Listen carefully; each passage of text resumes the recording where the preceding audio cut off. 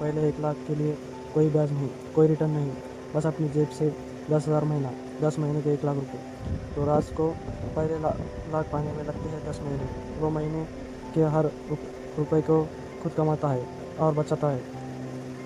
अब प्रिया, वो भी 10 महीने लगा कर पहला 1 लाख जमा कर लेती है, लेकिन अब फ़र्क शुरू होता है। प्रिया का पहला लाख अब बेकार नहीं बैठता, तो वो इसे 8% सालाना ब्याज देने वाली जगह रखती है, एफडी, बॉन्ड या अच्छा डेट फंड। अब हिसाब लगाते हैं। 8% सालाना का मतलब हर महीने लगभग 64%, 0.64% ब्याज पहले लाख पर पहले साल में ही ब्याज मिलेगा। 1 लाख रुपए पर करीबन 8,000 रुपये ब्याज मिलेगा, यानी बिना कुछ किए उसे 8,000 अतिरिक्त मिल गए। ये 8,000 लगभग 1 महीने की बचत के बराबर है। अब दूसरा लाख देखते हैं। प्रिया अब हर महीने 10,000 बचाती है और उसका पहला लाख उसके लिए 8,000 प्रति साल कमा रहा है। तो दूसरे साल पूरा होने में लगते हैं सिर्फ 9 महीने, पहले से 1 महीना कम। और तीसरा लाख, तब तक उसके पास 2 लाख प्लस ब्याज पर ब्याज, यानी कंपाउंडिंग शुरू। तीसरा लाख मात्र 7 से 8 महीने में आता है। आप टेबल देखते हैं।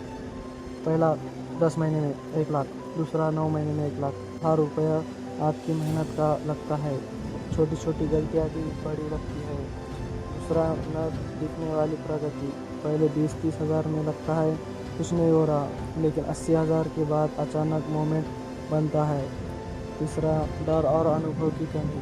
पहली बार पैसे बचाते समय आप नहीं जानते कि कितना सही है। दूसरी बार आप पहले ही सीख चुके होते हैं। तो अगर आपको पहले लाख में पसीना आ रहा है, ये सामान्य है। इसी को हार्डेस्ट लाख कहते हैं। बात कर लिए गणित और मन की। जब अब ज़मीन पर आते हैं, ये 3 काम करेंगे तो पहले लाख उतना मुश्किल नहीं लगेगा। पहला, हर महीने एक फिक्स्ड रकम डालें, चाहे कितनी भी हो, छोटी हो, 2,000 हो या फिर 5,000। नियमित बड़ी चीज़ें है, ऑटो डेबिट लगा दे। दूसरा, पहले 50,000 तक ब्याज को भूल जाए। शुरुआत में सिर्फ बचत और पर फोकस करें। कंपाउंडिंग 50 से 60,000 के बाद दिखना शुरू होती है। तीसरा, एक छोटा लक्ष्य का पैसा पैमाना बनाए।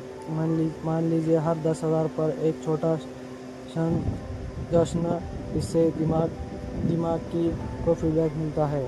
चौथा, जैसे ही 1 लाख पूरा हो उसे लॉक कर दे, एफडी या अच्छे डेट फंड में, ताकि वो कमाने वाली मशीन बन जाए।